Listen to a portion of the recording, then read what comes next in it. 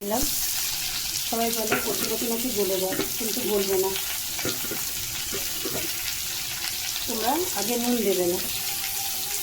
কচুর শাকে যেমন আগে নুন দিতে হয়, লতিতে আগে নুন দেবে না।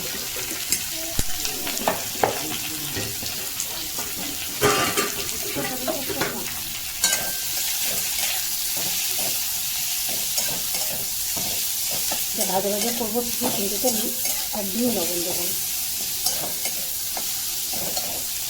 ভাজা ভাজা ভাজা মশলার গুঁড়ো, জিরে ধনের গুঁড়ো দিয়ে দেবো।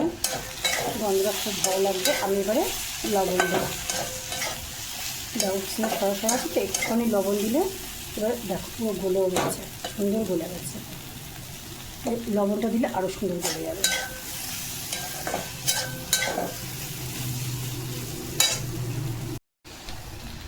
একটু লবণ দিয়ে দিলাম। এখনও চিনি দিই, চিনিটা একটু পরে দেবো। লবণটা দিয়ে একটু ঢাকা দিয়ে দেবো।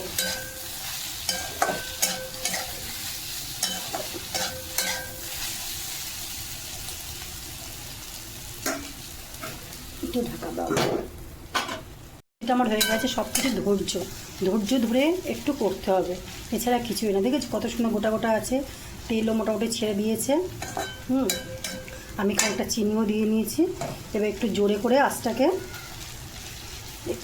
বাড়িয়ে দিলাম। এতক্ষণ খুব আস্তে দিয়ে রেখেছিলাম। এবারে আমি পুরো যেটুকুনি রস আছে সেটুকুনি পুরো একটু মেরে নেব, তাহলে আর কী বলো তো গাল চুলকাবে না। ব্যাস আমার হয়ে গেছে। আমি এটা ঢাকা দিয়ে নামিয়ে নেবো। বন্ধুরা, এইভাবে তোমরা কচুলতি করে খেয়ে দেখো। চিংড়ি মাছ দিয়ে তো করো, সর্ষে বাটা দিয়ে করো, একটু পেঁয়াজ রসুন দিয়ে করে খেয়ে দেখো, খুবই ভালো লাগবে।